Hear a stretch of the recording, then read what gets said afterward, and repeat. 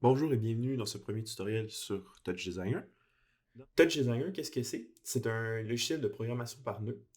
Donc, vous n'avez pas besoin d'apprendre à coder des lignes de code, c'est vraiment une programmation visuelle qu'on va voir ensemble et qui nous permet à la fois de créer du contenu et qui va nous servir aussi de régie. Donc, on va pouvoir créer du contenu, donc ce qu'on va voir dans les premiers tutoriels, et par la suite, comme régie, par exemple, pour projeter votre contenu, faire du mapping, vous pouvez faire ça en fait dans Touch Designer.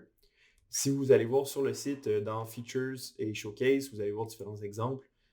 Par exemple, on va pouvoir créer des applications complètes avec des interfaces, mais aussi, bon, vous voyez ici faire du mapping, de la 3D temps réel. Bref, c'est un logiciel qui est très complet et c'est ce qu'on va voir ensemble dans cette série de tutoriels. Dans ce premier tutoriel, on va regarder ensemble rapidement comment on installe le logiciel. Vous allez voir, il y a quelques petites manipulations à faire. Donc, premièrement, vous allez sur derivative.ca et vous allez ensuite sur Download et vous téléchargez la version appropriée pour votre système d'exploitation. Moi, je vais prendre Windows. Et pendant que ça commence à télécharger, vous pouvez aller vous créer un compte. Le compte va vous permettre d'avoir votre licence gratuite, une licence non-commercial. Donc, allez vous créer un compte. Moi, j'ai déjà un compte, mais vous cliquez ici sur Créer un nouveau compte. Et on se retrouve une fois que ça a téléchargé.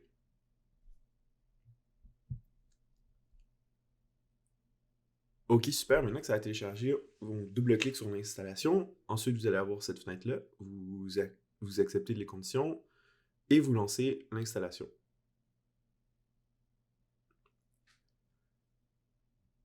Et ici, on valide. Et ensuite, on se retrouve après que ça soit installé. Bon, maintenant que c'est installé, on va lancer directement le logiciel. On coche ici la case.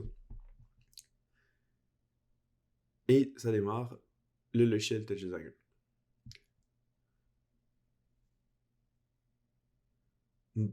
Donc, voici ce que vous allez voir normalement lorsque vous l'ouvrez pour la première fois. Mais aussi, vous allez voir un Key Manager. Donc, vous allez voir une autre fenêtre. Je vais vous l'afficher juste à l'instant. Voilà. Donc, en fait, ce Key Manager-là, c'est ce que vous allez voir généralement au début. On va vous demander de mettre votre username et votre mot de passe qu'on a mis lorsqu'on a créé notre compte. Donc, c'est là que vous allez les entrer et ça va vous permettre d'avoir la licence gratuite.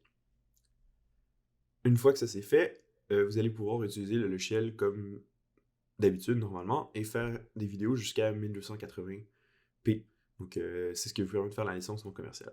Donc, on se retrouve pour nos prochains tutoriels sur les bases de l'interface.